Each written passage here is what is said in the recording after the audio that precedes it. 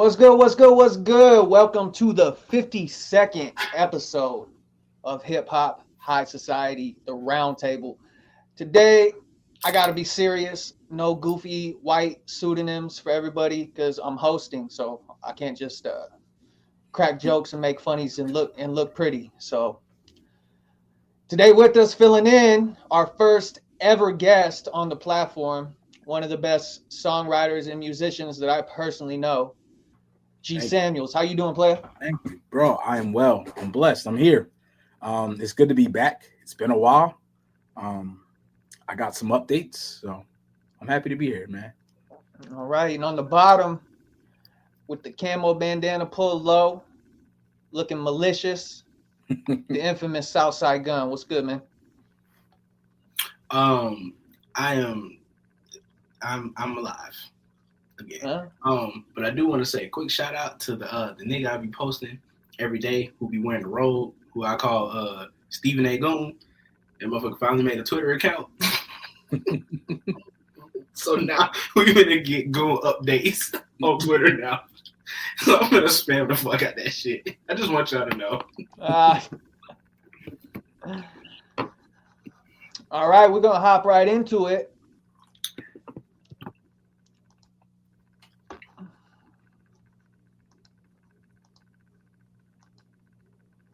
Hold on, let me.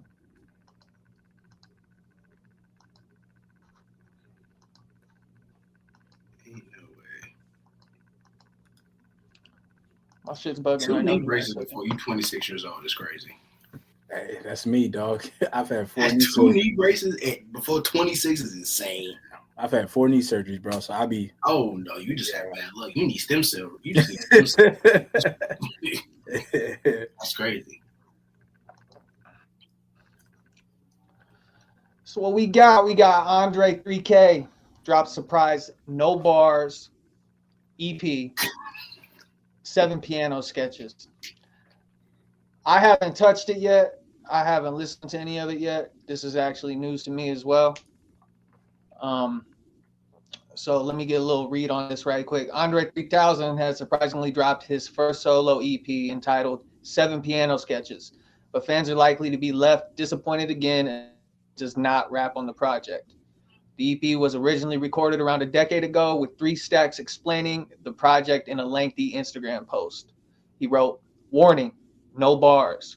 These piano sketches are improvisations. To conjure them up, I spread my fingers out on the keys and randomly, but with purpose, move them around until I find something that feels good or interesting. If it feels really good, I will try to repeat it." Have either of you guys listened to this yet? Yes. Of course I have. Yes. I mean, 3 Stacks is my favorite. Yes. Artist of like all time. He's like right next to Mac Miller, and that's saying a lot for me. So, what I can say is, I saw the Met Gala outfit he had on, and they pointed out he's wearing a piano. Not even 5 minutes later, I look at my phone and I see there's a whole project with the piano. Light bulb immediately went off. I said, oh, that explains the outfit. The outfit was the rollout to the EP. Yeah. So I don't watch the Met Gala. I don't really care for it. But I do know what it's about, fashion. Everybody makes a statement. His statement was that. So I thought it was pretty cool. Now, the EP itself, I don't have the best, inclination of what keys sound best when crafting a song. I'm not that type of person. I know it sounds good. I know it doesn't sound good. But it sounded like he was very much freestyling for 7 whole tracks. And that's what it sounded. It just sounded like somebody, when people go in the airport and they just see the piano and they just start playing, that's what it sounded like for 7 whole ass songs. Yeah. I agree. So I just had a post up. That said, King Havana posted, I know people get upset that Andre 3000 isn't releasing rap records, and I definitely can relate, but I think it's awesome to see him try new things this deep into his career and continue to push himself as an artist. I do think we'll get new raps eventually, but it will be on his time.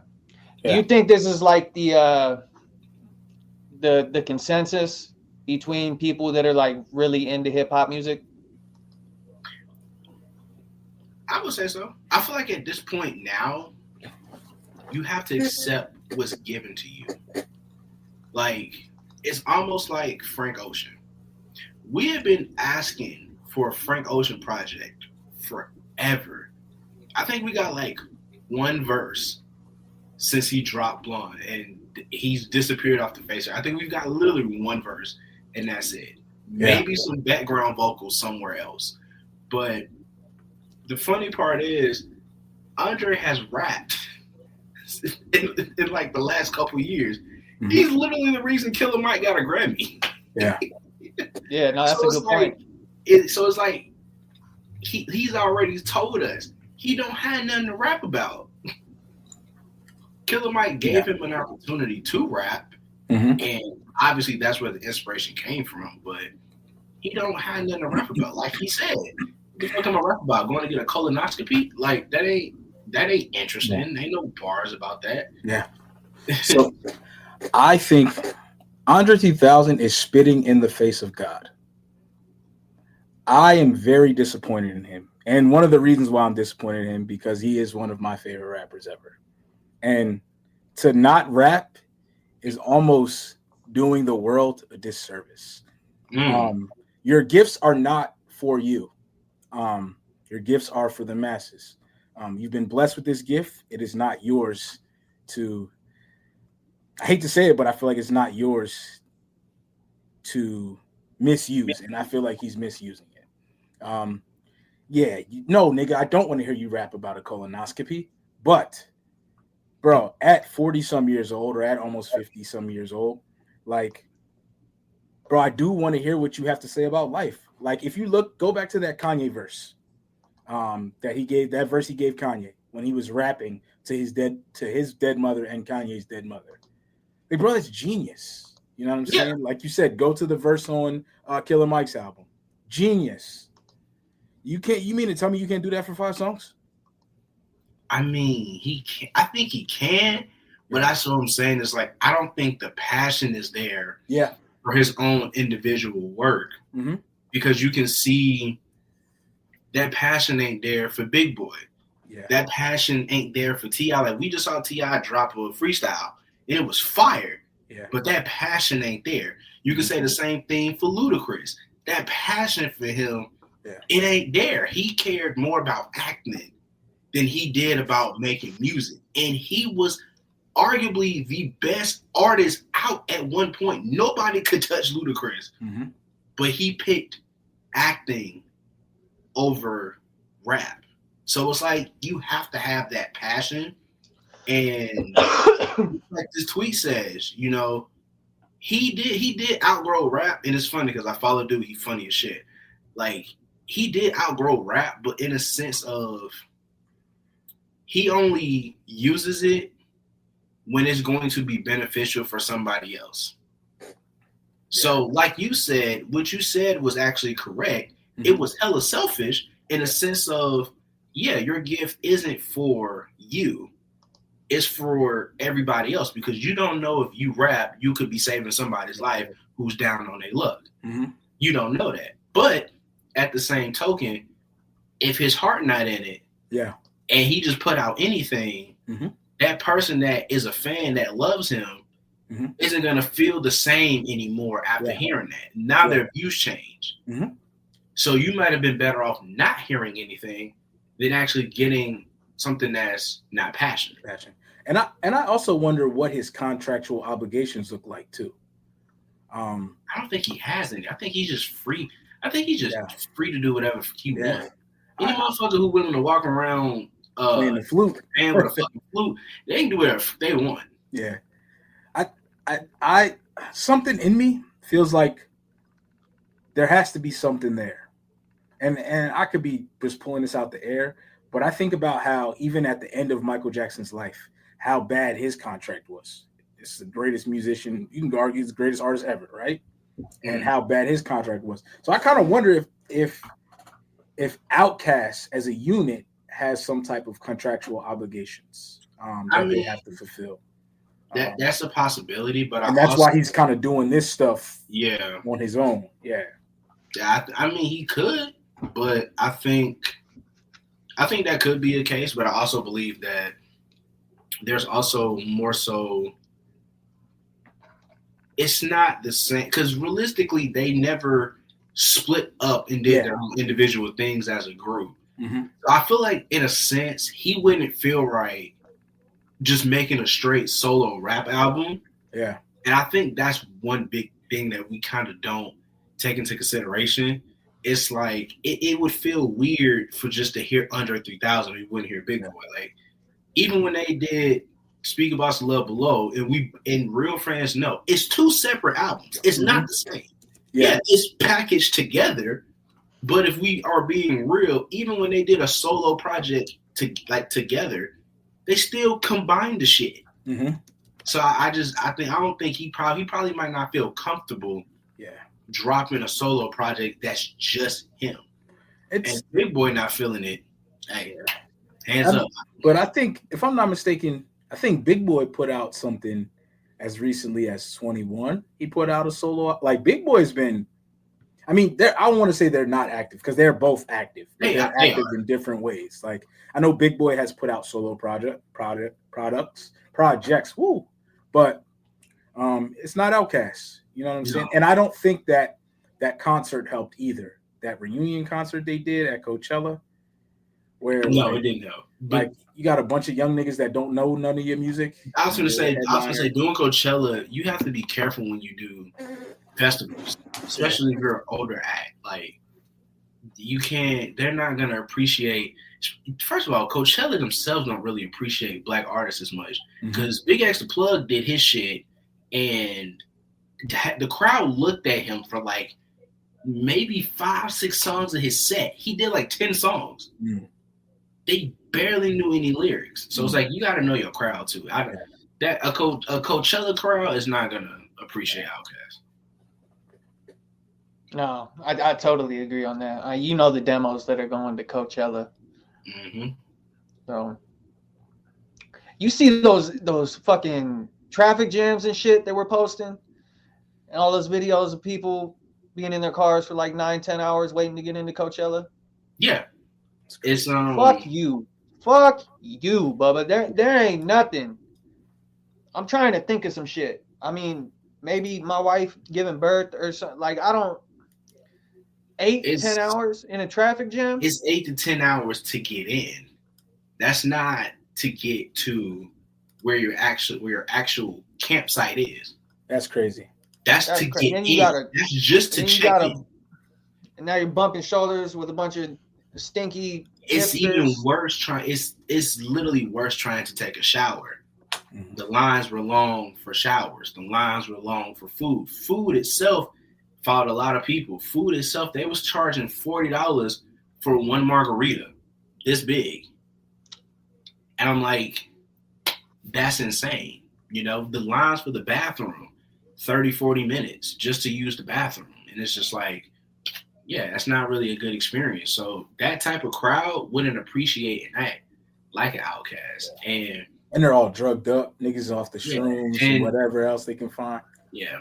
And just to circle back to the point, just before we move on, I want to say to the masses, I understand y'all pain because I'm a big fan. Now, the Flute album, I don't know about y'all, that shit was relaxing. Yeah. That shit put my baby to sleep. So that I will forever love that album. That shit was helpful in the house. Nah, that's real rap. Yeah. As a fan, yes, we want real rap, but I will appreciate what you give me because you cared enough to actually explain why you did it rather than just be like, oh, I just wanted to make this. Here you go. Like, you're telling me your message as you're delivering the artwork. So it's up to me as a fan to either accept it or just pass on it because it's not what I want. But if I'm not a fan, of course I'm gonna pass on it. But if I'm a real true fan, I'm gonna digest it. I'm gonna support it. That's what you do. So just support it. Yeah. You mad because he wearing overalls and he not doing shit for you. I understand. He looked like fucking Bobby Proud. I understand. What you want. But hey, just accept it, my niggas. Just accept it. You're not lying though, man. That project he put out with the flutes and shit, bro. I got some of the best sleep I've ever got when that dropped. Trying to tell you. What's that frequency that they're all? It's like some sort of frequency that the music hits that's supposed to relax you or some shit. Not to get extra nerdy or nothing, but there's like a certain frequency that like 400 really, hertz or something like that. Yeah, some shit like that, some nerdy it's shit. something like that. You guys know what I'm talking about. There's an artist named Ravina. She has a meditation track at the end of one of her projects that she released, I think 2-3 years ago. But she, like, you get through the whole project and it's like, you know, you got a lot of singing, a lot of melodies. It's really good. And the last track is nothing but meditation. I think it's like 10 minutes long. I've never meditated after listening to music, but that might have been one of the most relaxing type of feelings I've ever had because it was so unexpected because you just sit there and you're just like, where's the singing? It's just, you look at the song and you're like, oh, let me relax. You guys think we're gonna get André 3K bars in the future? Bars, yes. Album, yeah, we will. Yeah. All right, next up, we got a little review over here. I take your shit. Damn that glitz, I took your bitch. Pussy ass nigga better play with his clip. I don't know what you thought, for but Key Glock got 8.5 out of 10. Southside, is this you that reviewed this? Yeah, I did everything. I've been for those who haven't been paying attention, I have been on a roll when it comes to releases. For reviews, I've been on top of it. I've kind of I'm like I said, I was sick the last couple weeks, so I was like, once I feel better, we dropping reviews nonstop. I think I've done.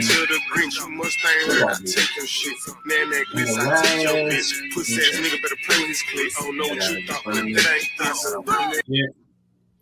But in the last couple days, I've done one for Aline AJ, Jacob Lattimore, Duran Bernard, Zadie Will, Ray Vaughn, Scarlord, Autumn Page, DDG, Coco Jones, Westside Gun, Azizi Gibson, Yoshi G, The Underachievers. That shit came out of nowhere. SE Styles, and Key Glock, Lil Double O, Jace, Futuristic, that's a Christian album, and Seafood Sound. And I had the unfortunate privilege to round it off with Donda 2. But we're not going to discuss that today. So yes. The people that like aren't familiar with Southside scores, like to go in a crew in 8.5 out of 10, you got busy. And as far as Key Glock goes, like as his whole body of work, where do you put this compared to everything he's released over the last few years? It's probably, I ain't gonna hold you, it's probably my favorite project so far. It's probably my favorite. Because normally Key gets like 7.5, 8, maybe 8.3, something like that. But 8.5 for me, I felt like I enjoyed the sampling. He did a lot of sampling, and most people, when they do the sampling, they don't switch up the beat. They just reuse it. And it pisses me off when they do that because that's lazy as fuck. Like somebody sampled Joe Budden's Pump It Up and just straight use Pump It Up. And I'm like, Why? Yeah. Like, first of all, you paid all this money to reuse a beat that don't nobody want to hear. Yeah. I'm sorry. I'm not gonna hold you unless I'm watching You Got Served and I'm watching the final battle. I don't want to hear Pump It Up. Yeah. I don't. I'm sorry.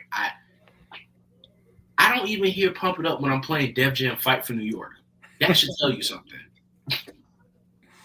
So I think Key Glock really hit the nail on the head in terms of his flow. So he's got some great bars. He was very deep and metaphorical within this project because he really was talking about his upbringing, him being in the streets at 14, thinking he was grown, all this, that, and forth. So it was very relatable to certain people. And, it was a lot of trauma he got out, a lot of things that he talked about in terms of becoming, from where he was to where he is now. So I thought it was really good. And I really enjoyed the use of the Erykah Badu sample, obviously on the song Badu, but I think it's just I didn't get that. I gotta listen to that, John. I didn't get that far yet. I heard that No Sweat record. Bro, I was in the gym and I stopped what I was doing and just kept running it back. That shit cracks. It has a lot of replay value, and I think that's what's really important. Is like, as much as we love Dolph and like we know he's not here no more, Dolph had a lot of projects that had a lot of replay value, and it was very consistent. Because you could just throw on any Dolph tape and you good for the day. Like, you ain't got to worry about nothing. You ain't got to worry about skipping nothing. I think Key Glock is starting to enter that phase where now he's starting to just make unskippable music. Even if you don't fuck with the song that much, you still gonna let it ride. Because like, it might not be your favorite, but it's not a bad song. And I think he's getting in that phase now. That's exactly how I feel. He's starting to get to that. And when you get to that point, you start to become a bigger and bigger name and a bigger and bigger star in the music industry.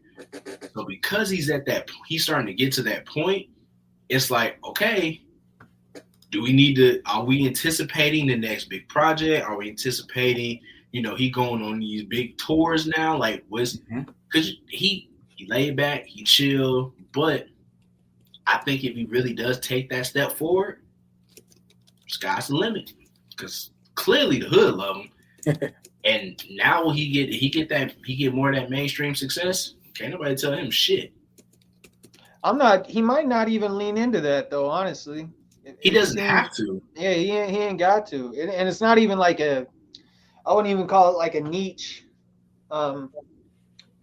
He's more mainstream than a niche artist, but he's more niche than a mainstream artist. I don't like. That's the only way I can really put it. He found that middle ground where he can coexist with the mainstream, but he doesn't have to overextend himself. So it's up to the hip hop media to say, "Hey, go listen to Key Glock."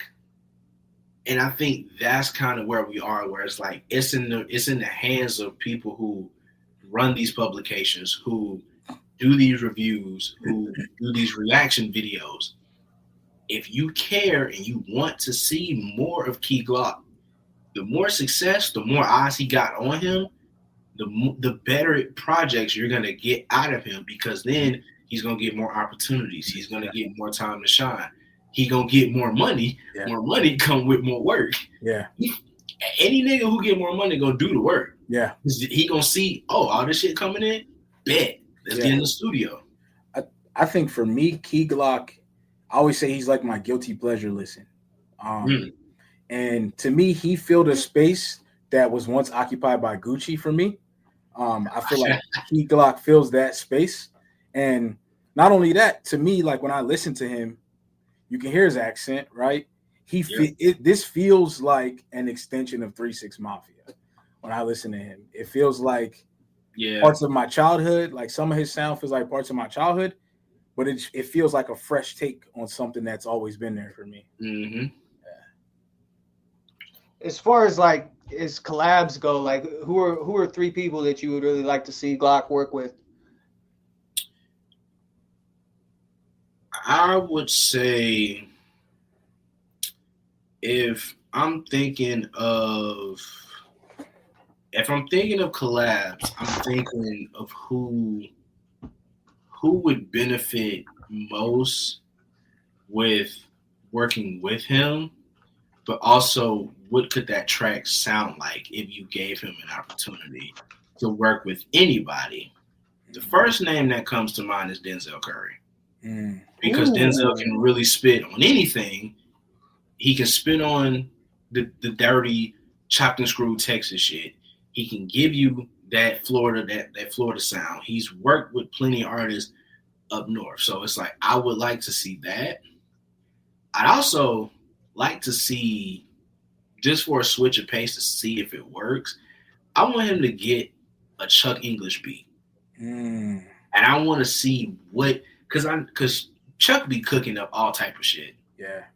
Chuck be cooking up all type of shit. So I want to see that, but in a sense where it's more laid back, but you still get that same grittiness, that same type of sound to really kind of, like you said, reminds you of your childhood of like 3-6, but then also kind of, have it be refreshing in a sense. And then if I had to just pick anybody to go third, I think what he also could do is really tap into the underground a little bit. But I would say not even underground, but somebody up and coming. I would say somebody like a Samara Sen. I would say she's one of those people where it's like she can flow on just about anything, because she's got a song with this artist named Retro. It's really dope. And then she just dropped a single with Overcast, and it's called Small Talk. And so that's a pretty dope track too. So I think her cadence and her flow would kind of be like opposite of key. So it's a good kind of like tennis, back and forth type shit. So I think that'll work. So those are the three I would say. I think for me, I'm gonna go with, you picked artists, I'm gonna go with producers. I would like, and these might be a little out there, but I would like to see him get a record with Pharrell. Kind of like how when Pharrell and 2 Chainz got together. I think that would be cool. And then producer wise, this is really out there, but I love K Tronada. I would like to see Glock on something that Tronada has. Yeah, that would be hard. I would love that. Yeah. And then my last one would be like Derringer, or Derringer, or what's my man's name? Conductor. I think that would be cool. Conductor beat would go crazy. Cool. Yeah. It'd be different for him. It would like totally left field. It would force him to step out of his comfort zone. Yep, I think, like I said, he's in that stage now where he's getting all that notoriety. It's okay to step out your comfort zone. Yeah. I'm gonna keep it in Texas for the most part. Big X. I need Big X. Yeah, that's an easy one. Yeah, I need that Mexican OT. And I need fucking Jody High Roller, bro. Oh shit. T-Block and Jody would go fucking bananas, dude. And I'm like, everyone knows I'm a Jody stan. Like, I get it. Yeah. Whoop whoop. Funny. But bro, when you blend that shit like that Conway and Raph, like something about that recipe is just, it works. God damn, it's like the most gutter shit you've ever heard, and it smacks. It works. It works. Yeah. So I agree with those. I agree with all those. All right. Next up, we got a bunch new people hopping into the podcast space. Jada and Fat Joe announced podcasts covering sports, music, and more. Jadakiss and Fat Joe are teaming up to enter the podcast space with their new show, Joe and Jada, where they discuss music, sports, culture, and more. Do you feel, as far as like the older artists go, is this kind of like a safe haven for them to where they can kind of like still make bread and not have to worry about potentially like falling out of the spotlight when it comes to making music that doesn't relate to like young people? Absolutely. Because their crowd, their fans are now going to see them. It's funny because a lot of people, I ain't even gonna lie, a lot of people didn't think that shit Mason Cameron was gonna work. Like, if you watch It Is What It Is, like, you saw how they was bouncing back and forth. Like, you at first, initially, you didn't think it was gonna work, but you saw how serious they took it. Like, they bring on actual guests. Like, yeah, they childish, every time they can, they say pause. So it's like, it's childish, but it works in a sense because they're covering sports. They're giving you somewhat of a better analysis than Stephen A. and Kendrick Perkins and fucking Mad Dog on First Take, because they're talking about the game. They're not giving you a bunch of bullshit hypotheticals. They're talking about sports, and they're talking about more than just basketball, or they're talking about more than just football.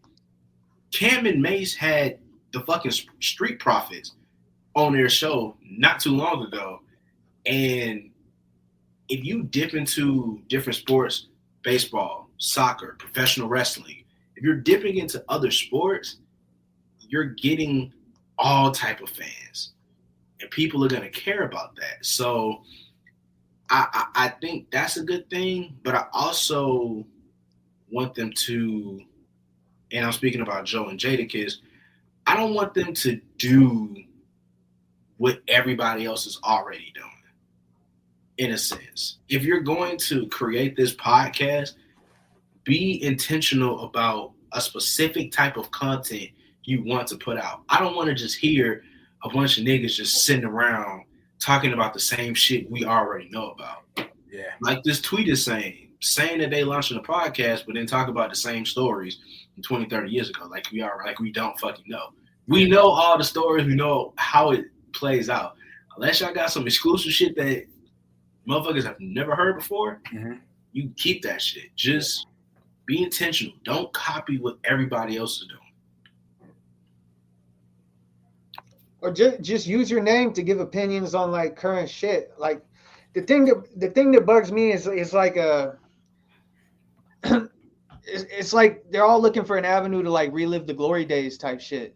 And it's like just cause you're a little bit older, all right, and maybe you're off in the twilight of your career, you're not really making music anymore. That doesn't mean that like you don't have valuable ideas and opinions to share on shit that maybe people don't think that you have any knowledge in.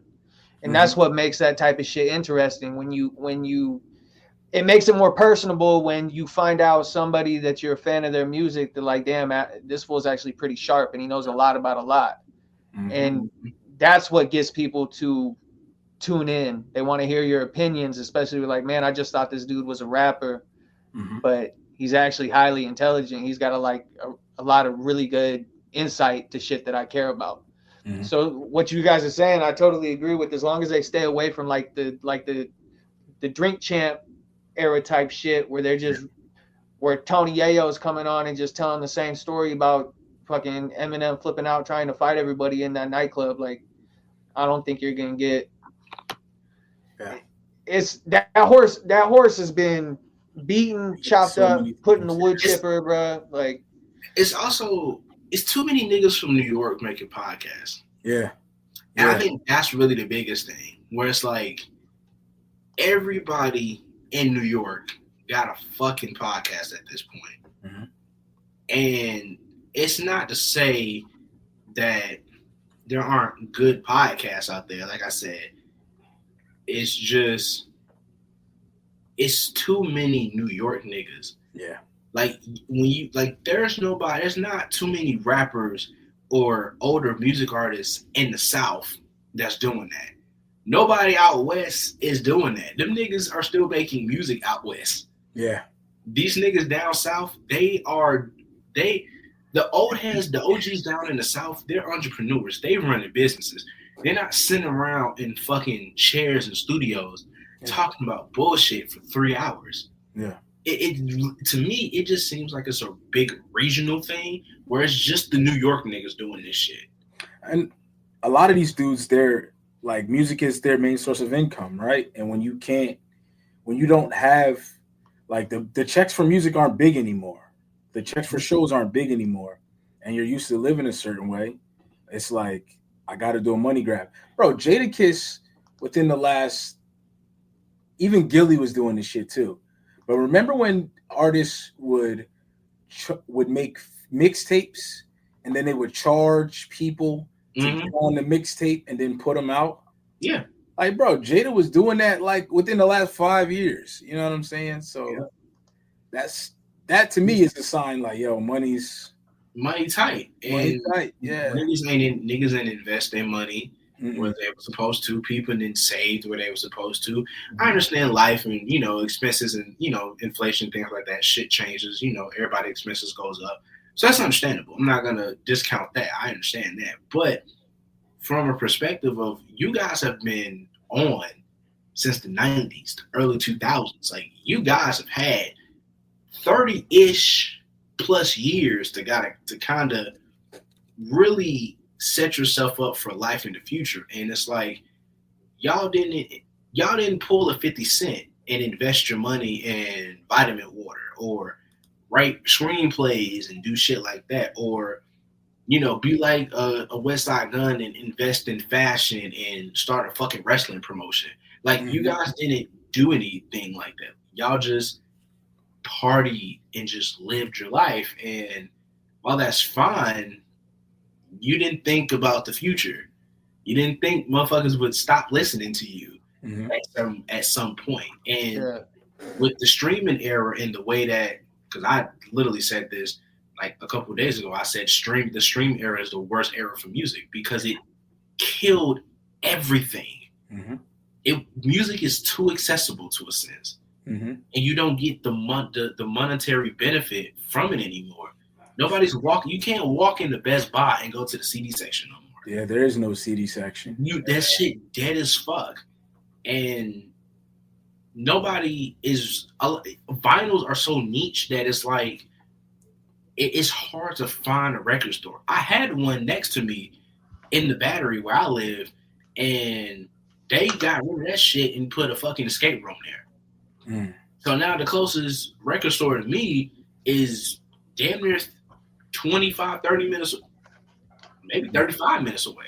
That's interesting because here, bro, there's a record store like I might have 5 within 20 minutes. And and even then, I can't find no Fat Joe records on vinyl. Yeah. There's no Jadakiss records. And they not making no money off them old ass mixtapes they put out. Yeah. They could put them on DSPs, but the red tape they gotta go through to get all that shit cleared, it's gonna cost them more money to put on DSP than they would make from it being on there anyway. So it's not like they're touring.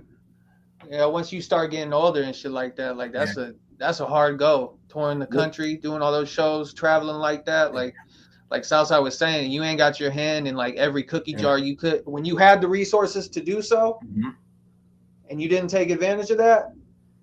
I mean, I know those people are living lavish. They got a lot of overhead. I mean, fucking light bill still got to get paid. Yeah, and that 6,000 square foot house. Yeah. Little brother just Pooh and Fonte was talking about how they're going on their last tour. I got tickets to go see them.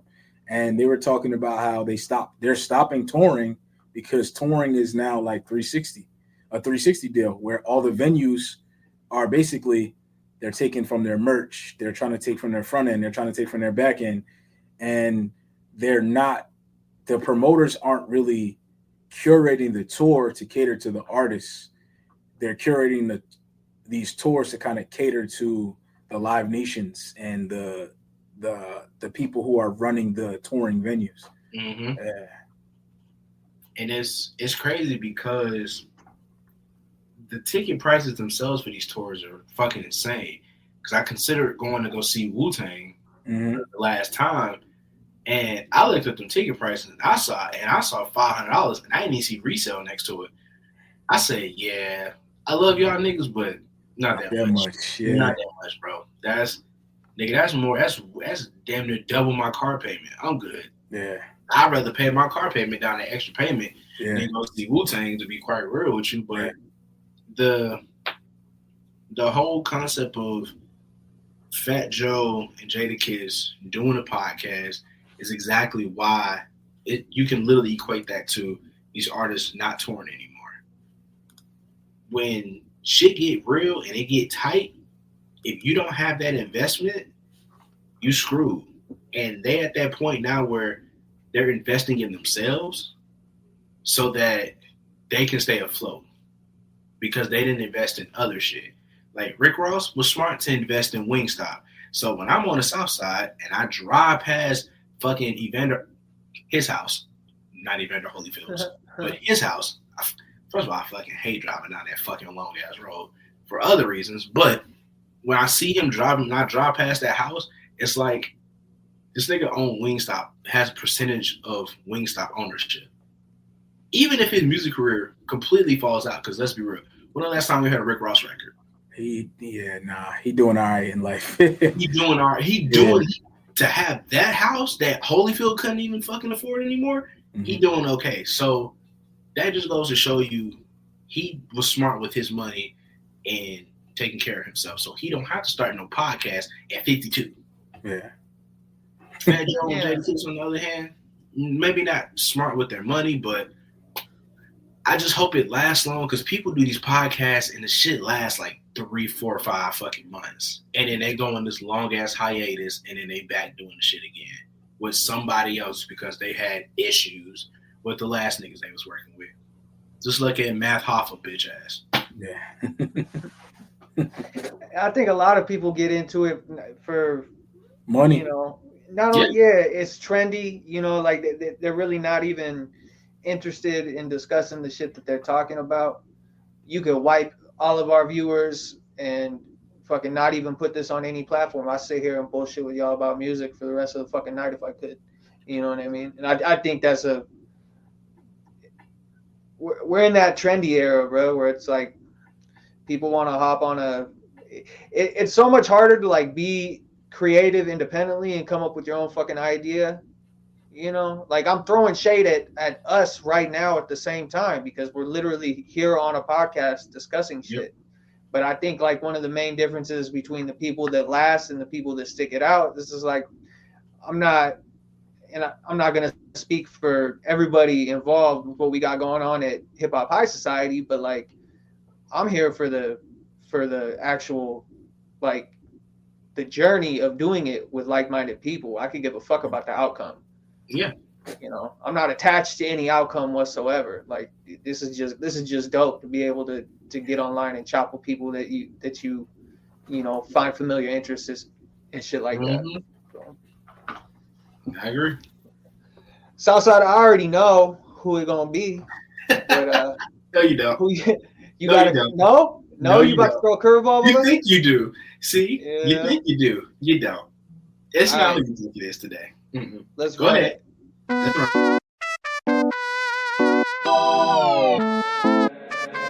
Hey, Darren.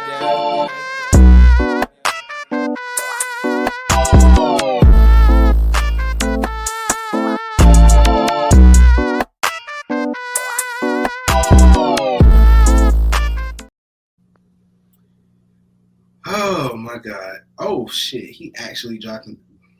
Okay, I need to listen to that. Oh, that's gonna be bad timing.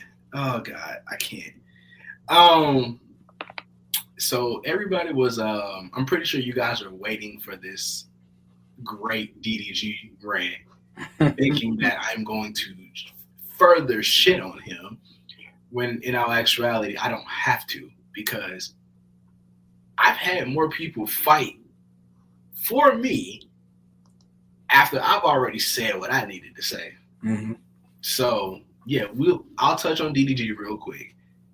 Your album sucks. You suck. You trash. I don't care that you think you just this big time streamer. It don't matter, bro.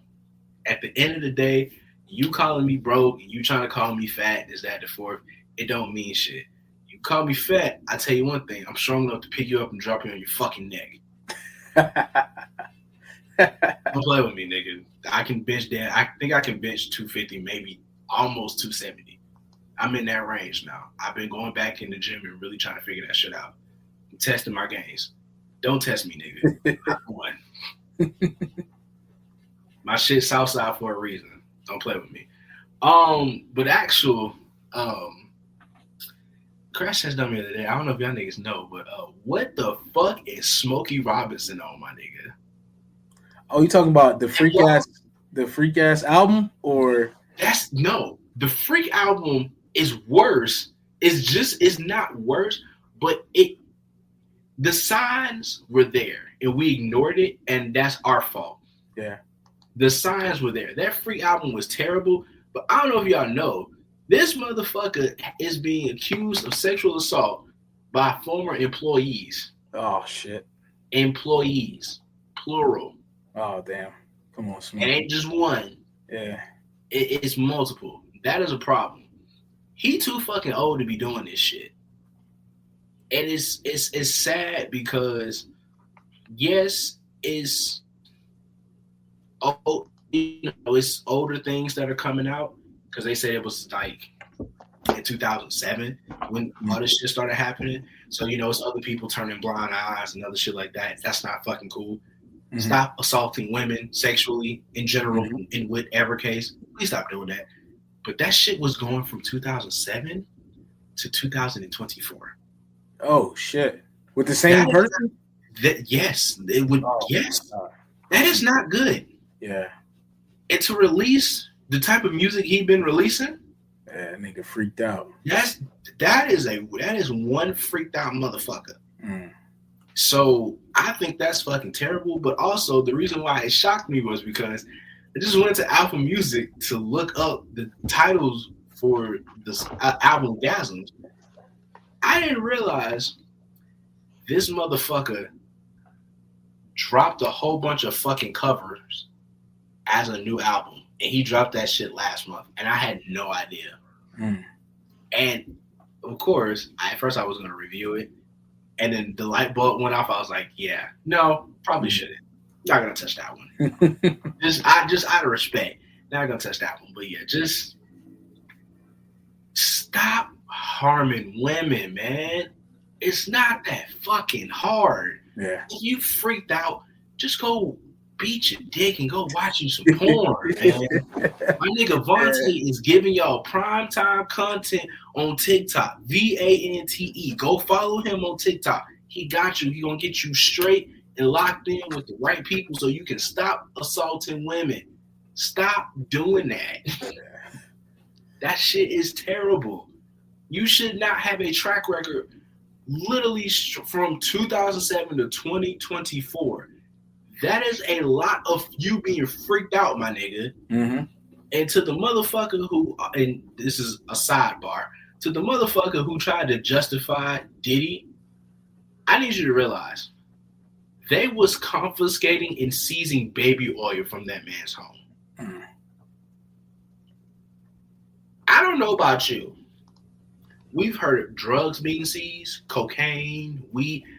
Seizing baby oil is scary. You have to be freaked out. If you are freaked out to that level, like a Smokey Robinson, like a Diddy, just go rewrite yourself. Yeah. Did you guys see that? You remember that? We're about to go off into the weeds, but you brought it up, so we're gonna do it. That dude that got picked up for going to the Trump Hotel in like 2018 and causing a scene and getting shot, who they had the interrogation video come up about he was talking about he signed an NDA for $5 million. That NDA got released. And it's been corroborated by his ex-wife and whatnot. Oh, that was legit? Yeah. I mean, from what it looks like, yeah. Yeah. Jesus Christ. We are living in a simulation. Oh, shit. Like, I thought just like living and because Atlanta itself is weird, which is why I love the television show, because the same way that the TV show is, the city itself is worse. Like, it's genuinely worse. It is as weird as the show. Yeah. And it's so much weird shit that goes on, but I don't understand what it is in this music industry with these niggas being so freaked out that we just have to constantly, all the time, hear stories about women being sexually assaulted, and sometimes even men being sexually assaulted. Like, that shit is crazy. It's not good. So yeah, I don't get it, but yeah, that's the Crash Dummy. Oh, also, fuck you, Math Hoffa. You's a bitch. You's always gonna be a bitch, and I'm gonna remind you every episode from here forth that you's a bitch. Damn, what did Math Hoffa do? Math Hoffa disrespected Will Smith in that freestyle he did for Lyrical Lemonade, and he was complaining about the setup of the Lyrical Lemonade studio. And I went in to just formally correct him because, bro, you being disrespectful to someone who can rap better than you, who paved the way for you to even be in the fucking genre you are in now, and you being mad disrespectful to him. And then he said some slick shit to me. Anybody knows me, I don't take disrespect lightly. Yeah, I don't take unprovoked disrespect. So yeah, I've constantly disrespected this motherfucker for 2 days, and then he got sick of me because I was literally getting in that ass, pause, and he got sick of me, and he was like, yeah, let me block this nigga. So now I just tell people, hey, can y'all at this nigga and tell him he a bitch for me? Yeah, so we doing that shit every day now.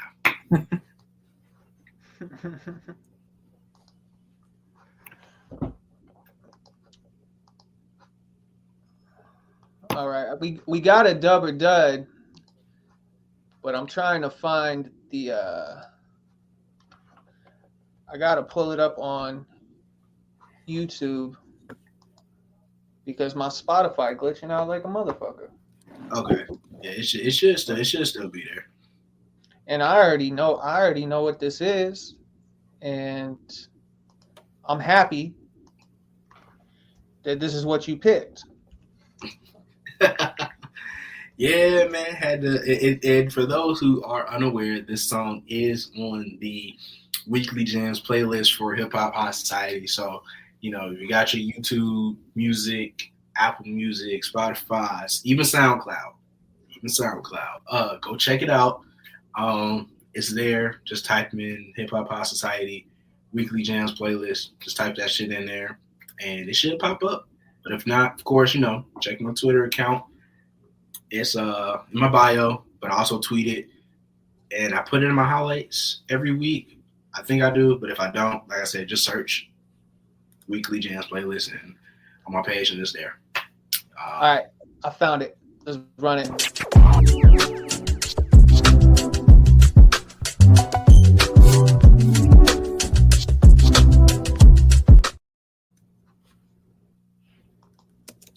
All right, this week we got.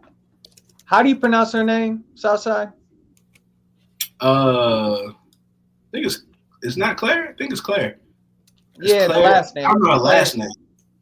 Claire Cinnabon, Slow Bond, something like that. I think I'm not 100% sure, but yeah. All right, let's get busy. Y'all got audio? You hear that? Yep.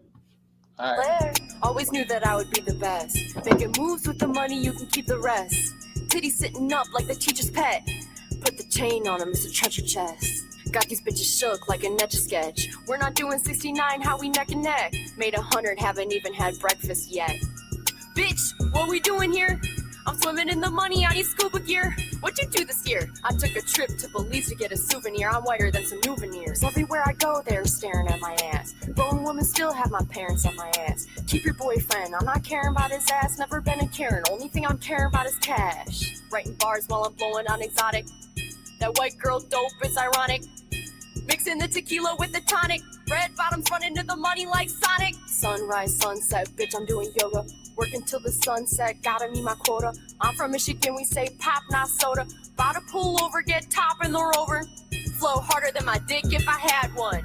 Would kill my competition if I had some. Said fuck a BBL and got my rack done. But I just rap my ass off, I need my ass done.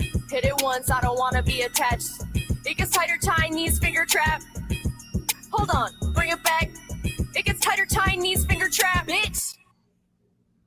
Yo, I'm not Hey. gonna lie. We done made classics up here. What we doing? This is the year of the MC. That's right. That's Welcome the to the perfect. valley of the hyena. I'm so glad. I am so happy that my autoplay went right in to Sway doing that, because I'm just gonna fill these in for y'all already. All right. And I know that we're getting thumbs up across the board. I'm giving her 3. I'm not even letting nobody vote. I mean, we can go around the room and see what bar you like the best, how much you appreciated that Midwest white lady swagger, because god damn, that bra's dripping, and just funk. But she ain't faking the funk either. You could tell. No. When she hit that one bar, she got you with the fucking the shoulder check. That shit was Bro. that shit was, how we 69 but we neck and neck was crazy. That Bro. shit was nuts. Nigga, when I heard that shit the first time, I said, okay, Michigan, I saw white in Michigan. I was like, okay, let me lock in, because everybody know me. I love Detroit. I'm from the land of the Cap, but I love Detroit. Shout out Nason. But my God, she did everything that we love about Babytron. That's exactly what she was doing. She was hitting you with punchline after punchline after punchline. She not even letting them motherfuckers register to you. You just hearing line after bar after bar after bar.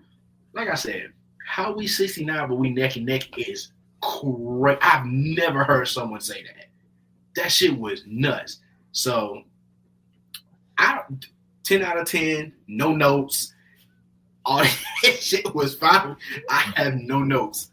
Like, Bubba, you know what I love the most is you can hear that fucking Midwestern accent oh yeah. in her.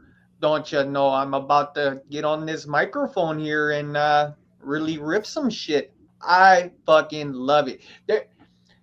It's got to be like in my top 3 accents that I just like to hear. And you can tell that Shorty's writing her shit, because Oh yeah. You feel that shit. She meant every fucking word. I respect it. I respect it. I know people are gonna call it gimmicky. People are gonna play the gimmicky type shit. But bro, at the end of the day, like, if you got a pen and you can deliver that shit, Do it. and you believe in it, right? And you're wearing The Hillary Clinton pants. Hillary Clinton pantsuit. Bro, she Fuck looked. That's that what the girl was wearing it legally blonde, bro. That shit crazy. So, That broad could call the manager on me any day of the week, bro. I'm not even stressing. She's cool. I'm screaming. That's It's tighter Chinese finger trap. Yeah, man. I think that was a great track. So yeah, for me, like I said, no notes. 2 thumbs up. I fuck with it. That's why, like I said, it's on the Weekly Jams playlist, folks. So yeah, I fuck with it. She said, "Titty sitting up like the teacher's pet." With a dog in her hands. With the little Pomeranian or some shit? That's a bar. Chihuahua. That's a fucking bar. That's like there. I ain't gonna hold you. I don't think there's a single female in the game that could do that. Yo, what's the other white John name? I don't know. She kind of cute. She be rapping over like the. You talking about the blondie, the chick from Seattle, from the Pacific Northwest? Yeah, I can't remember. She is fire. I can't remember her name, bro. What'd you say? I think it's Wine. Wine? Yeah. WYNNE.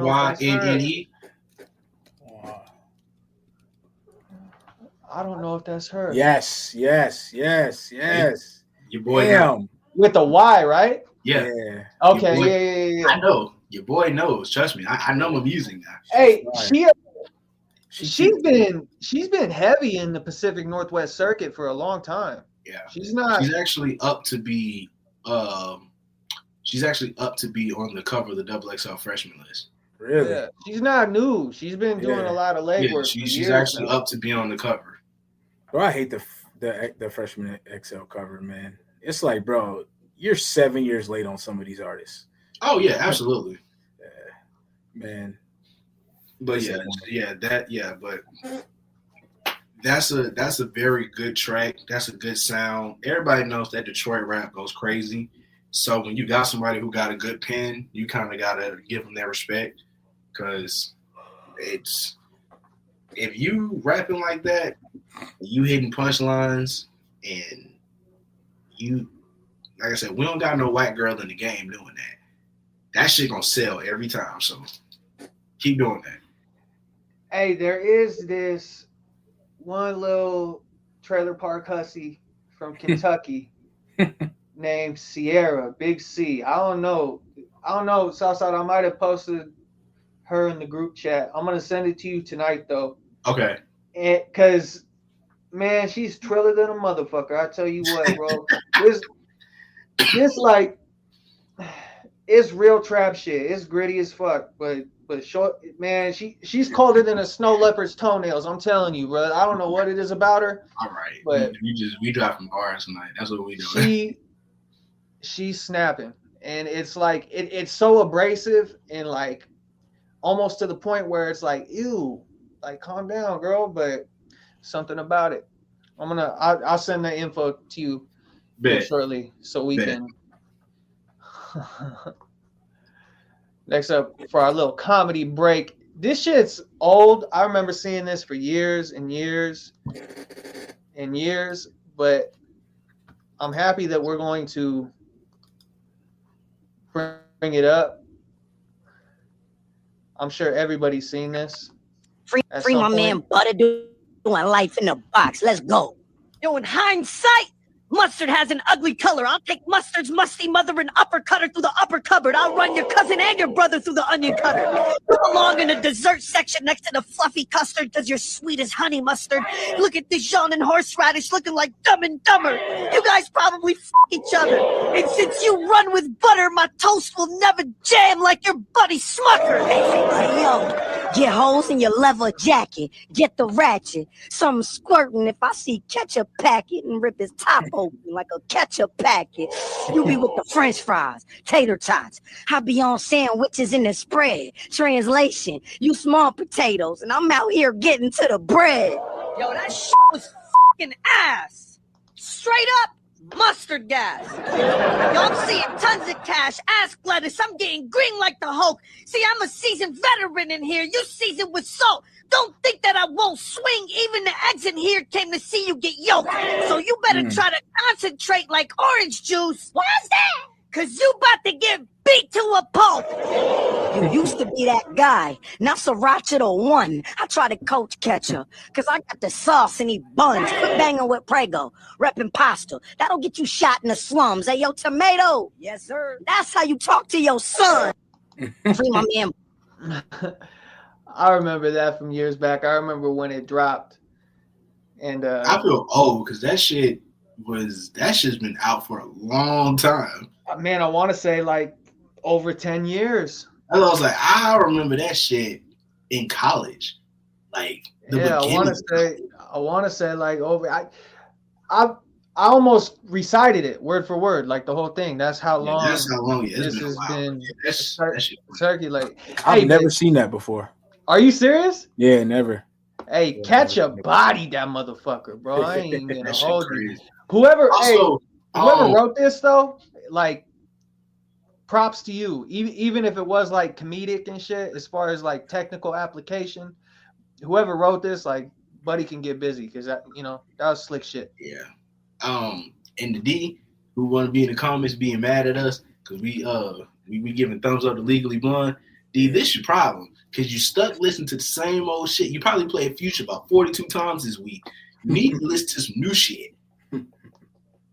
Expand your horizons. See what I'm saying? He disappointed in us. But when it was time to ask him what he listened to this week, I played some Future. See, I gave Legally Blonde 3 thumbs up. Exactly, nigga. We I get can't help it, all bro. thumbs, nigga. When I see a non-melanated get busy and Non-melanated. successfully get busy, there's something in my Anglo-Saxon genes that just has to applaud that. You got Anglo-Saxon is crazy. There ain't nothing I can do about it, bro. It's like it is just- what it is, bro. I'm not gonna eat Shorty's potato salad or nothing like that. But I'm Eating giving her some potato thumbs salad up. in general is insane. I'm not a fan either. I never got it. That's crazy. Since we're on the topic, all right. I don't know, and I grew up in the trailer park community. We got just as many cookouts as y'all. That's just how we. I ain't never seen raisins in no potato salad ever. Not a day in my fucking life. Never. I want to know where it's got to be a suburban stereotype because I don't know where it started. What asshole thought it was a good idea to make potatoes cold and serve that shit with mayonnaise and all this extra shit? But secondly, what asshole decided to put raisins in that motherfucker after doing all that with the potatoes? That's crazy. Both them niggas need their asses whooped. It had to be an accident that they just didn't want to remedy. Like when we made the Powerpuff Girls, Professor X, Chemical X. It was an accident. They just had a really lazy mom or some shit, and they just started eating it. But I'm gonna correct the record, and I stand on. I don't know a single person that puts raisins in their potato salad. So, as the minority on this panel, I would appreciate it if society could stop pinning that evil on me, Ricky Bobby. Oh, me, all Ricky right. Bobby. Yeah, glad we got that out the way. Oh, I'm a fool. You a fool. D a hater. Tell D he hating. He stopped that. Yeah, I could take him down now. That hate not good for your skin. It's not good for your skin. Wait a minute. Unless you're me, then because you know me, I get up and I hate every day, so I'm so optimistic on life. It just makes me. I'm trying to find the soundboard, but I don't know if that's in the panel or I'm just stupid. So I'm gonna go with 2. I'm just gonna say that I'm stupid. It's all good. We got a discussion topic next. I tell people all the time I'm the smartest dumb person you'll ever meet. I'm just a chameleon, bro. I know how to.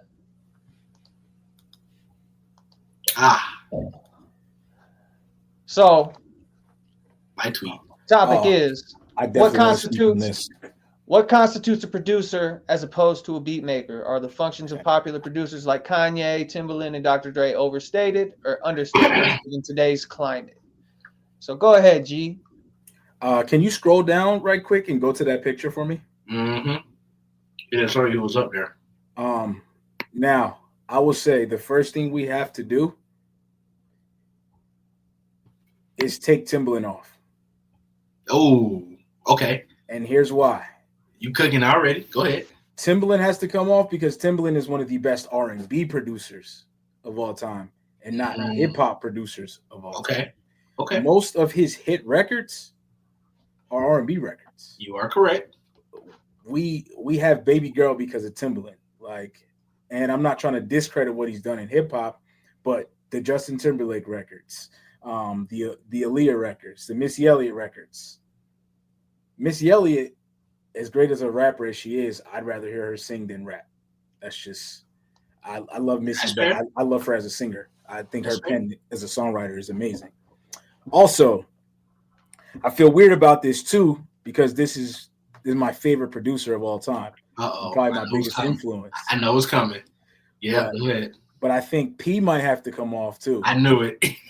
And if I'm gonna take Timberland and Pharrell off, I'm gonna put Premier up there. Okay. And then I trying to figure out who I want that 4th spot to go to.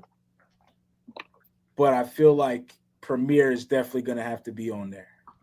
I'll take Timberland off and put Premier on, and then I get to figure out who I'm gonna switch out Pharrell for. Because I just feel like Pharrell and Timberland are better R&B producers than they are hip hop producers. I don't disagree with that at all. I think that for a fact, I didn't have Timberland up there. Honestly, to be quite honest, I think I took Kanye off too. I took Kanye off too because I feel like Kanye has a great ear for music and a great ear for hip hop, but I think Kanye struggles only making one type of song. Kanye's discography, when it comes to being a musical genius, is always making something that's more catered to his sound that he could rap to, even when he makes those beats for other people. Because every Kanye beat you can imagine him rapping on, even if it's not specifically for him.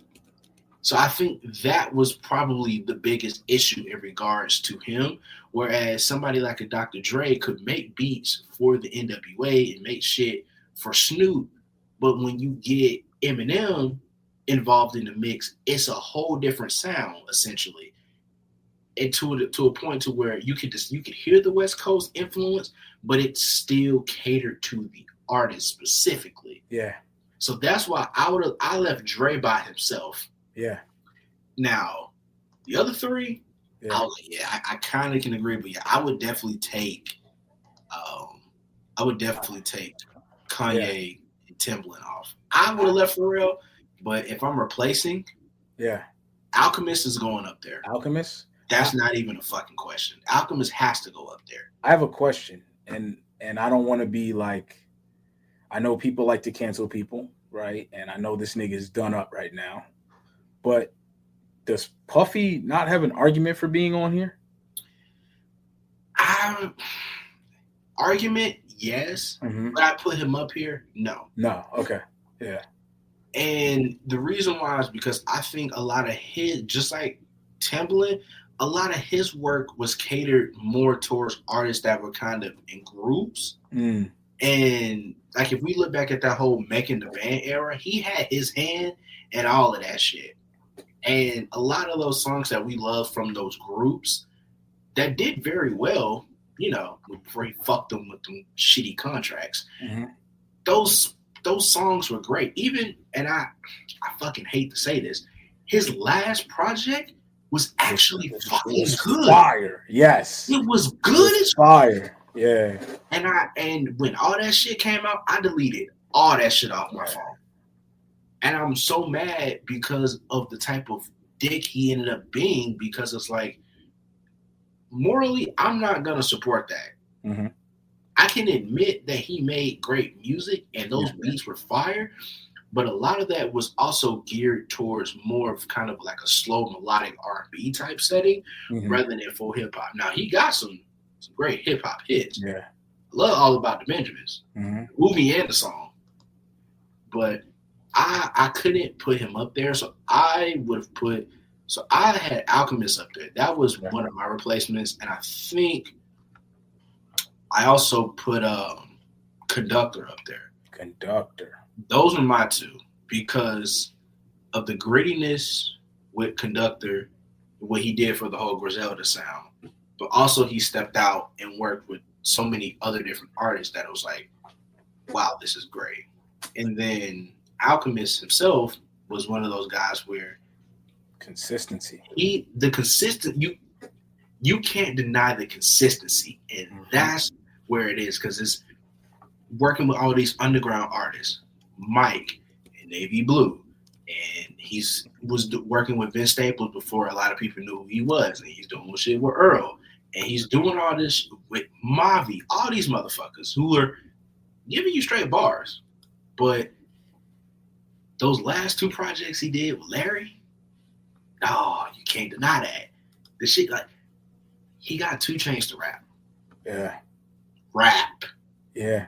And so for that alone, so I think, and then you could keep,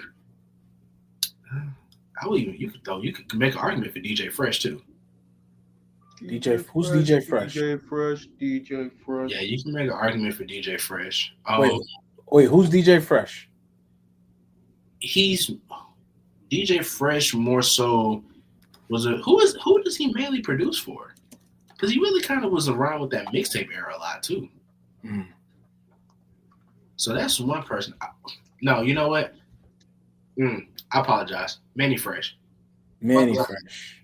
Manny Fresh. That's what the post was Manny Fresh. Yeah, Manny Fresh. Gotcha. Manny Fresh, Alchemist, Conductor, Dre, and Conductor. Manny Fresh. Those are the four I would put. Yo, I never knew Alchemist produced "We Gon' Make It," and I've been listening to that song every day this week. The last week. I never knew Alchemist produced that. That's crazy. J.A.Moi. Yeah, man. Alchemist is on a whole different level. Yeah. I still have Larry June, 2 Chainz, and Alchemist as my favorite album of the year so far. Yeah. Munyon Canyon is fire. It's right in there next to Balloonerism, but it's one of those things where it's just like that bag is crazy. But to circle back to the question, Alchemist, Dre, Conductor, those guys are producers because they know how to, like Timberland, Pharrell, those are producers. When you can cater to different artists, you can expand your sound, that's a producer. A beat maker, that's somebody like, unfortunately, Hitmaker, who every time he come on, if I hear Hitmaker, I'm automatically skipping the song. Yeah. That's a beat maker because that's somebody who lazily takes a sample and just adds a bunch of fucking snare drums. They calls it a fucking day. Somebody like a Tay Keith, where you're just making just beats for just you cater to your specific sound. Tay Keith, Cash Cobain, Hitmaker. Those are guys who just make beats. Those are not producers. You're not going to hear Tay Keith make a record for an artist in fucking Florida. Mm-hmm. It's just not going to happen. And that's fine. Those people have their place too. Like as far as I'm concerned, like one of my favorite quote unquote beat makers is Green Lantern, and I like a lot of those guys that make stuff like specifically just for like Philly coke rap. Philly coke rap, like what's his name, Millsy? Oh, Millie's not. He's from what's the boy from OT? Philly? You're talking about OT. OT, there's another boy, Vinny Pascal or something like that. Vinny Paz, bro. You just named my Vinny like Paz. top 2, bro. Vinny P and he works with like Stu Bangers and a lot of like those that real gritty shit like Green Lantern and A-Rap music. They kind of got like their neat sound and they're just gonna like hammer it home, which is cool. But I see what you guys are saying and I kind of agree as far as like versatility goes and spreading out like as many root systems as you can to work with as many artists and actually like make it palatable. Mm-hmm. I mean, that's a whole nother ball game, bro. Like if you make beats for a specific like location in the United States, everything's kind of gonna sound the same to a certain extent. You know what I mean? Everybody's got their like you brought up DJ Fresh earlier, and DJ Fresh was like huge on the West Coast as far as like for Bay Area music goes, like Yuck Mouth, you know what I mean? Like a lot of that, like that real old, like he put the Bay on his back as far as like making beats for the Bay for like a long time. Mm-hmm. So, and I hope it stays. Not everybody has to play every position too. Yeah, you know what I mean. So that's cool. I don't want people to think it's shade to not being on like included on like a Rushmore like that, because it's not, you know.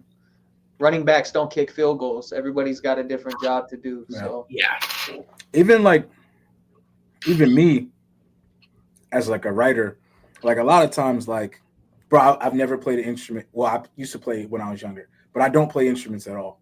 So like a lot of what I have to do is like communicate, like, yo, can you add this? Can you take this out? So I don't get production credit, but I end up being like Khaled, like, yo, this is what I want. Make this for me. This is what I hear. Can you recreate this? But I've never made a beat in my life, man. I'm lying. I have made some beats, but I haven't made them enough to be good at it. And even for me, because people know me for reviews and they know how much, like, I grew up playing the viola.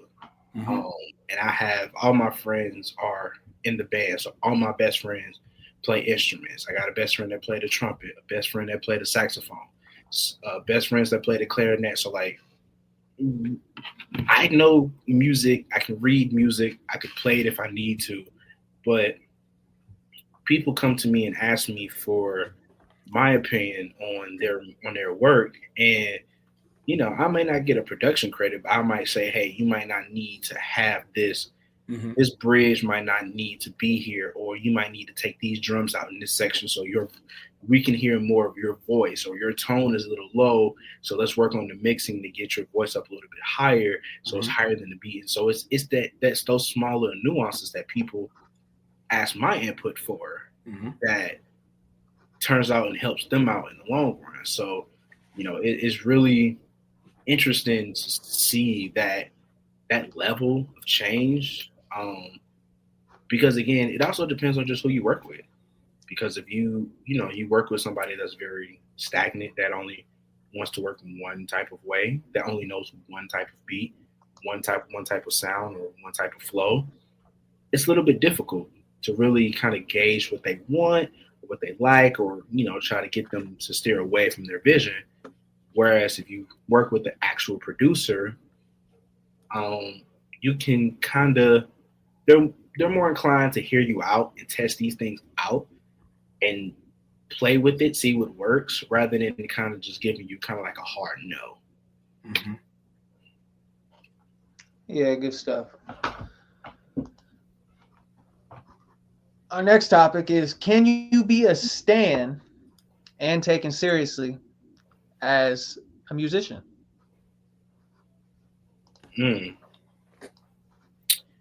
know what's funny about that is that people, and this is specifically geared towards female rappers, a lot of people are geared towards this idea that in order to be successful as a female artist, you have to go through Nicki Minaj for some reason. And I've never quite understood it. Like, she's like the final boss for female rap. Like, I don't know why people, first and foremost, I've never believed her to ever be the best female rapper ever. I've never believed that. She's a pop artist to me. So that's number one. Number two, I don't understand how we can, I'm all for artists being fans of other artists, because if you're a nerd and you care about music, you're going to be a fan of other artists. That's okay. But yeah, you can't be taken serious if you are acting childish as fuck over your preferences. Whether that's for your own shit or whether that's for somebody you're defending. If you acting like a childish brat because somebody said something critical about somebody you like or your work, that's a problem. Nobody's going to respect you. Period, point blank. I always thought it was kind of interesting when you see people that like really stand and then make music on the side, is like they don't really attract the same fan base of the person that they're standing. Nope. You know what I mean? Like a lot of the people that are they can't because they're catering to see, that's the thing, is like when you're a fan of an artist and you make music to emulate that, you're catering to the people who be in the comment section with you. Whereas the artists that you're commenting on, they're making music for everybody, not just the niggas in the comments. They might be making music for themselves, but you're making the music to appease the people in your direct vicinity, and that's the problem. Yeah. So that's why I use Nicki Minaj as an example, because we have way too many women in the rap game who are talented and do not get that recognition, because everybody seems to believe that when they come up, they have to be a rap girly. And it's like, that's not the case. That shouldn't be the case. These celebrities, at the end of the day, y'all, we don't fucking know these people. Yeah.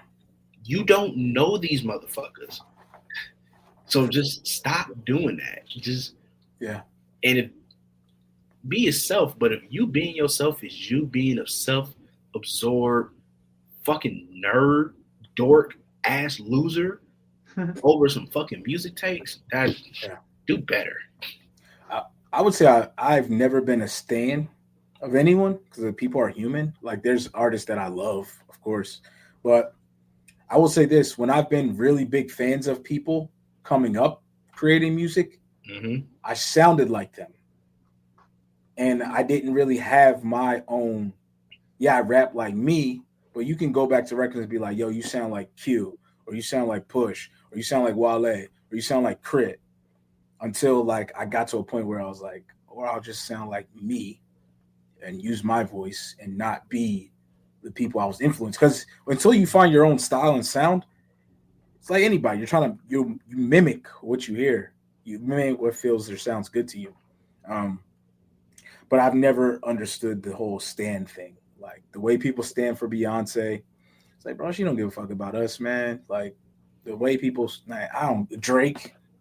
Kendrick, those and those are the worst ones where, and I learn this all the time. It's like you'd be surprised who has stands in the world. I didn't know Coco Jones had stands. Me either. She fine. I didn't know.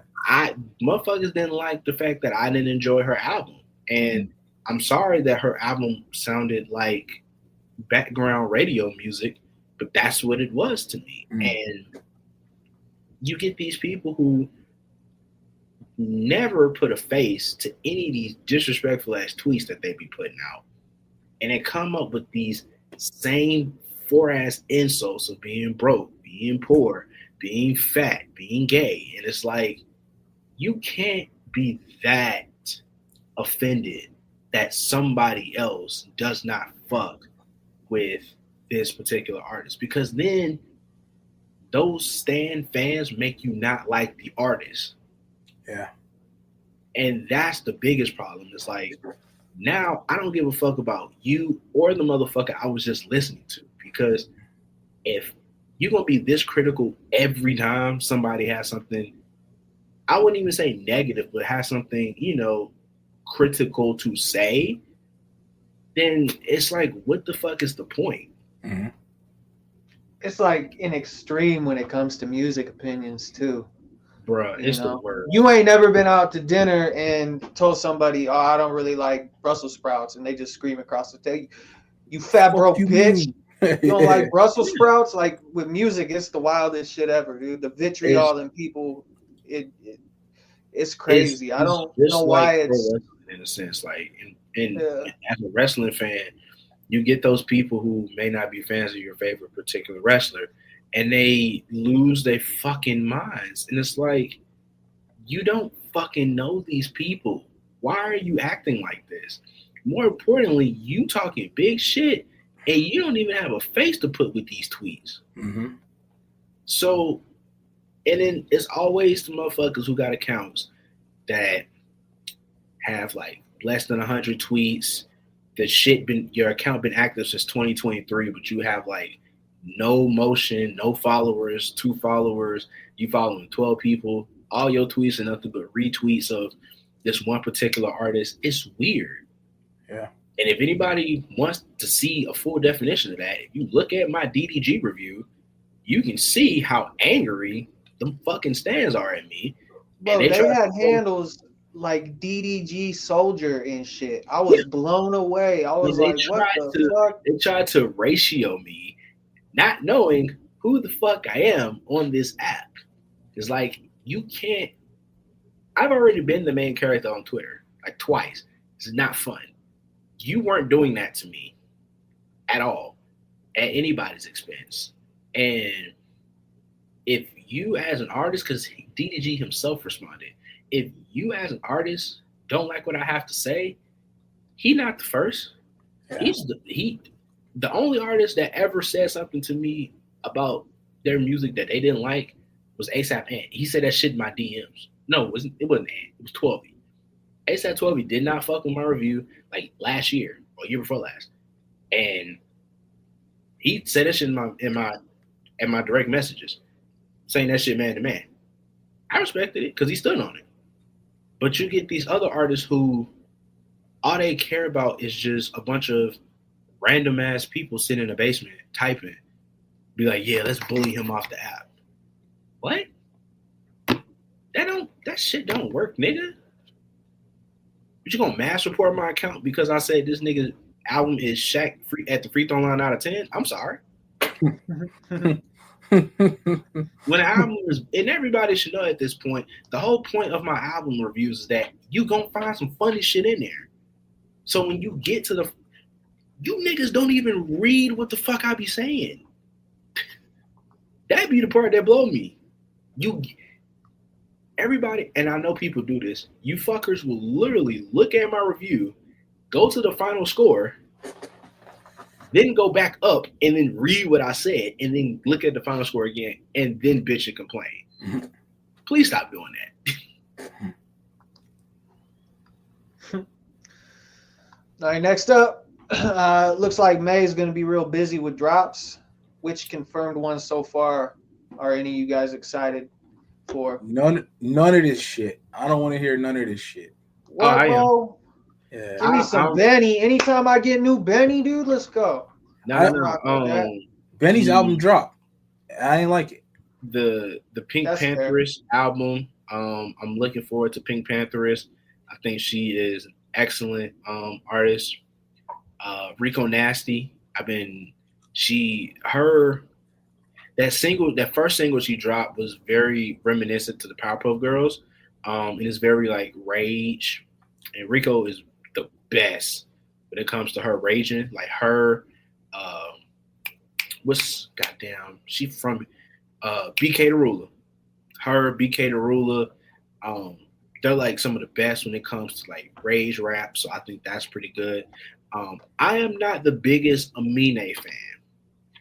But I did hear a snippet of a single on TikTok, and it got me interested because I actually Shazammed it.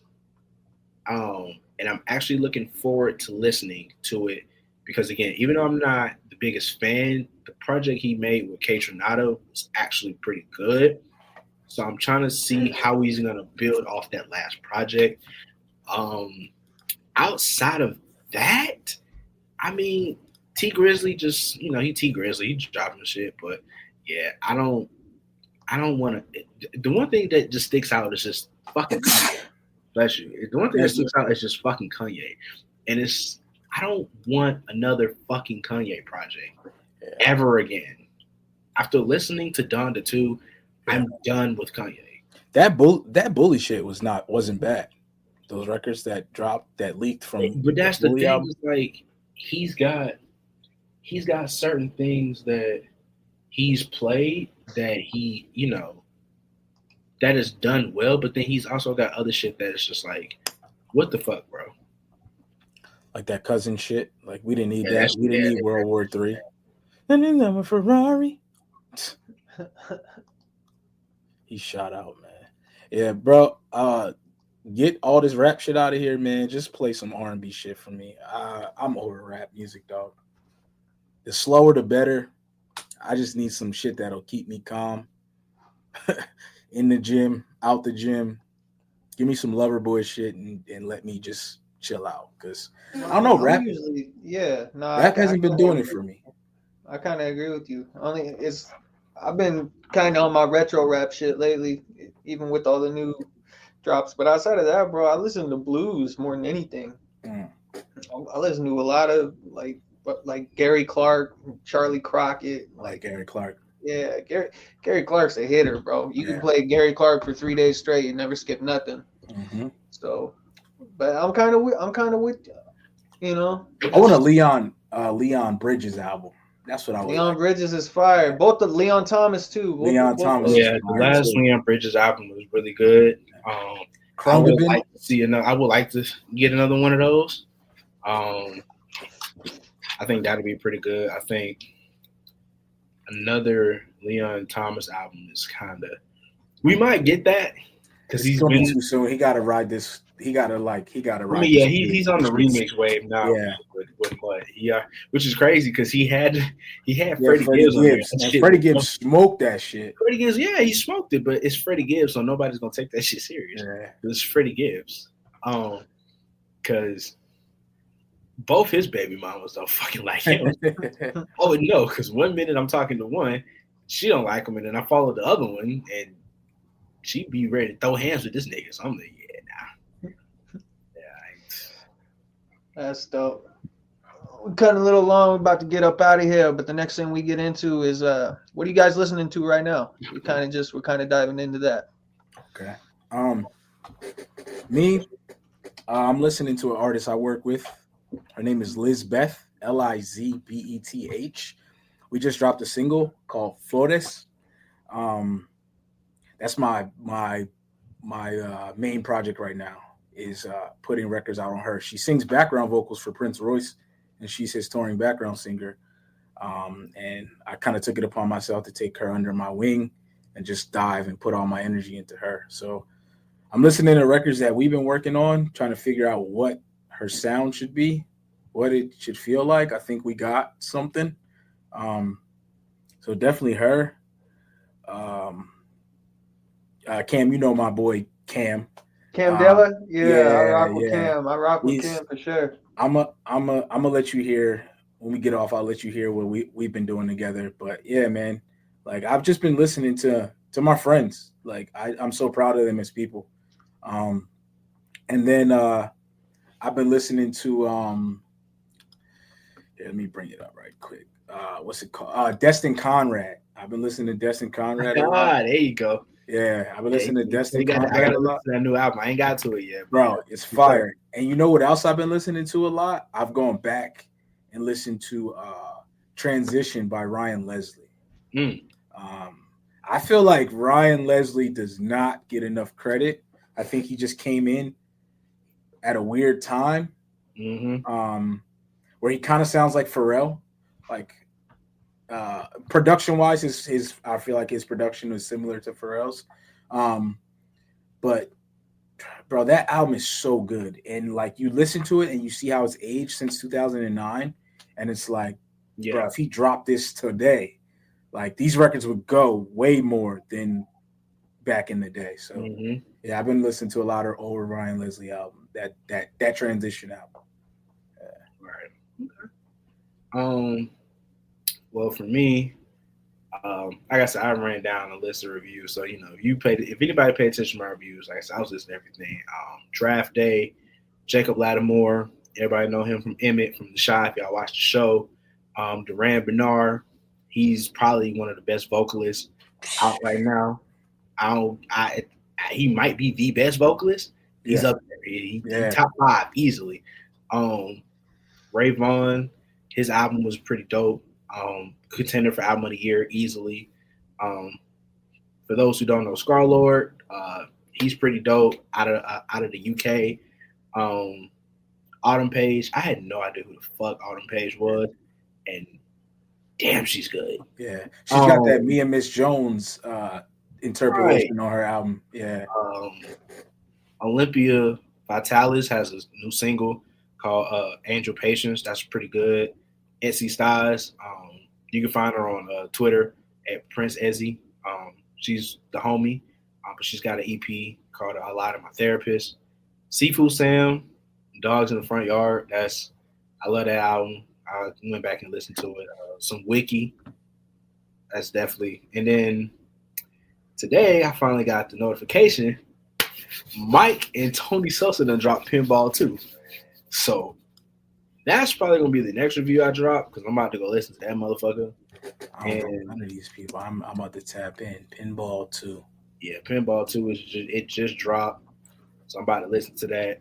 And then just some other random people that, like I said, I added to Mike. playlist. So like King Bricks, Dre Taylor, some Young Yaz, Superman. I even found a Mario Judah song. I know. That's crazy.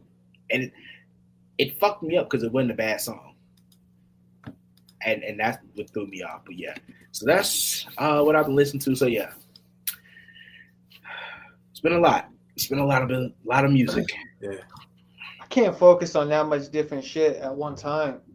Like I'll do a week with like 4, 5, 6 different projects, and I'll just run those back and forth, and then I'll move on. Mm-hmm. You got to be listening to music like all fucking day, huh? Pretty much. I mean, the way that my life is set up, like I'm able to listen to music from the time I wake up and I get whipped to the time I, get home from work and I can chill for a little bit. But then, when it's time to put the little one down, I'm back. I'm back in it, going crazy again. Yeah, man. I'm still spinning that the new Vinny Paz, God Sent Vengeance. Oh no, Southside, did you get a chance to listen to that all the way through? That's next. Vinny Paz, Pinball 2, those reviews will be dropping tomorrow. Best, he's got a Buck feature on there. Best verse I've heard from Young Buck. I want to say I don't want to have like recency bias and say in ever, but that's the best Buck I've heard for over a decade for sure. Like it's not even close. And the beats on that was Stu Bangers. There's a bunch of people on there, bro. They went crazy. Minus a few songs that got a little messy there, but like the ones that hit fucking really hit. So if anyone's into like that underground Philly type shit, God Sent Vengeance. And then I'm excited for Aesop. He's been, he's got some new shit coming up, but he's got those 2 records, Send Help and Checkers, that are released. Aesop as in Aesop Fables? Aesop Rock. Aesop Rock. Like Rocky? No. AESOP. Yeah. Aesop Rock. Gotcha. And then a lot of Loaded Lux lately. I've been diving back into Loaded Lux when I'm in the gym and shit like that. But outside of that, it's still just a lot of blues and Charlie Crockett, Quaker City Nighthawks, The Heavy, that good shit. But we're going to go around the room, and before we get out of here, what's everybody got going on here in the near future? So go ahead, G. Kick it off. What do I have going on? So Friday, I got a studio session for the artist Liz Beth I've been working with. Like I said, I'm really happy. I think we got something with her. And like I said, this is my friend, so I'm just happy that I can help her. So I'm basically just songwriting. My artistry is on a pause and on hold, but I'm mostly just songwriting and doing some like videography work for artists. But yeah, man, I'm happy. I'm in a positive space, man. I'm good. Life is good. My family's good. So, my focus is just continue to write, continue to try to put numbers on the board and get better as a songwriter and just see what it does for my relationships with people. So, yeah. Oh, yeah. What type of shenanigans you getting into, Southside? Oh, man. Just more reviews. I went and posted on TikTok. I'm in the process of really getting back to doing video reviews and really pumping out that content for the most part. Been taking requests. So, anybody who, wants me to review their music, anything like that, I'm reaching out.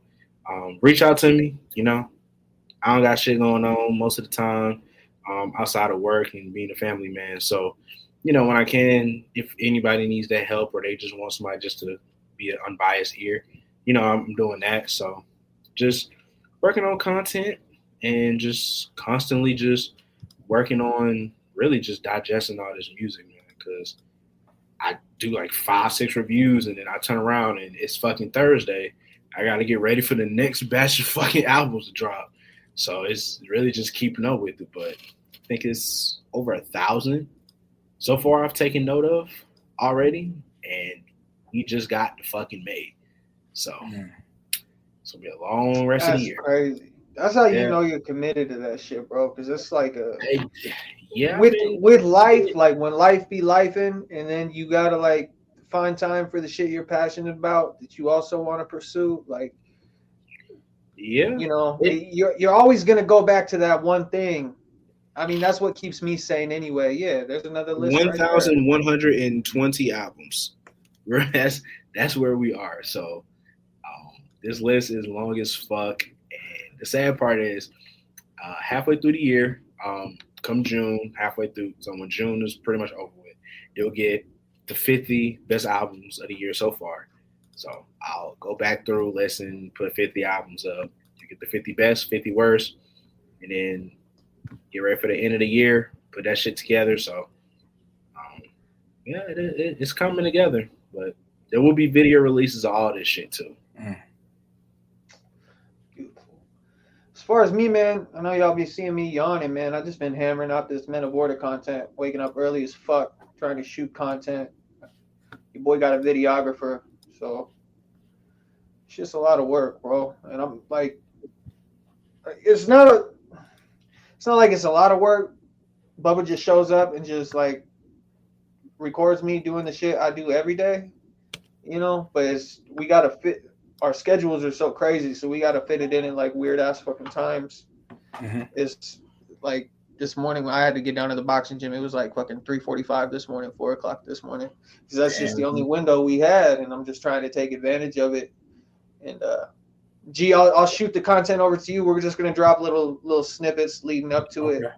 But these video edits are coming out fucking sick as shit. Yeah. I'm excited about it, and it's a real upgrade as far as like content goes for Men of Order. So menoforder.com/CassiusCam. Get everything you need, and then hopefully I get that project done and I can start working on visuals for the music I got in stowaway in the vault. That's just been sitting there collecting dust, but it is what it is, dude. Yeah.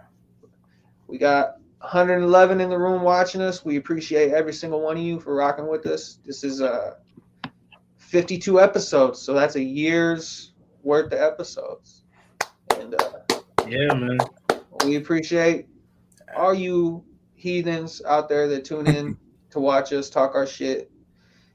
You know, whatever you're doing, if you're at work, if you're just passing time, whatever, like we really appreciate it, and it means a lot to us because you know, we're just some motherfuckers on the internet. So the fact that you slide through on Wednesday night just to listen to us is awesome. And G, like I said before, Bubba, you're welcome here anytime. Thank you, bro. Absolutely. Every week, honestly. He was our first guest ever. I think it was like episode 14 or some shit like that.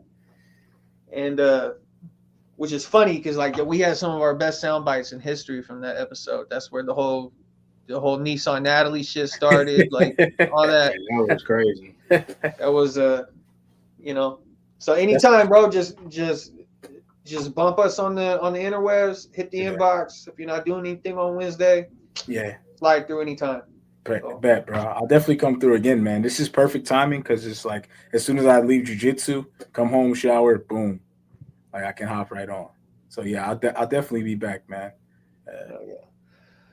So on behalf of Hip Hop High Society, we appreciate all y'all. We'll see y'all next week. Peace.